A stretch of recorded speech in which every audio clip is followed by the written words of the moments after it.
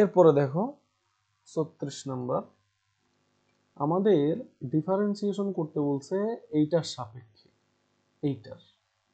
তার মানে আমরা বলছি এক্স ওয়াই, মানে কোনো একটা নির্দিষ্ট চলক বাদ দিয়ে অন্য কারোর সাপেক্ষে ডিফারেন্সিয়েশন করতে বললে সেটাকে আমরা ওয়াই ধরবো, এবং যাকে ডিফারেন্সিয়েশন করতে বলছে তাকে জেড ধরবো। তাহলে ওয়াই সমান কি আসে? Sine inverse 2x by 1 plus X square. দেখো এটা আমাদের একটা পরিচিত সূত্র। কি সূত্র? 2 tan ইনভার্স এক্স এর সূত্র।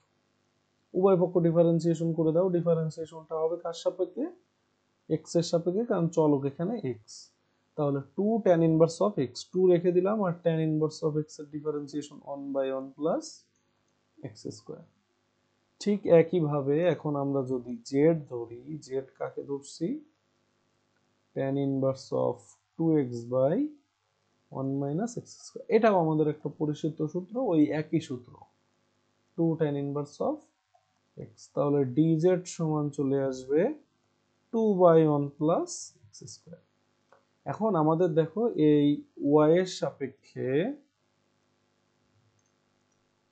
এই y এর সাপেক্ষে ডিফারেন্সিয়েশন করতে বলছে কার? এই y এর সাপেক্ষে ডিফারেন্সিয়েশন করতে বলছে z এর।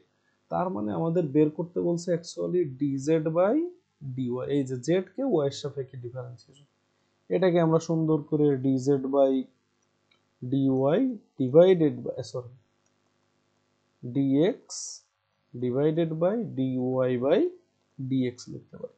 তাহলে dz by dx x value 2 into 1 plus x square ভাগ dy বাই dx এর ভ্যালু 2 ইনটু 1 প্লাস একই জিনিস কাটা, তার মানে এর ভ্যালু 1। আশা করি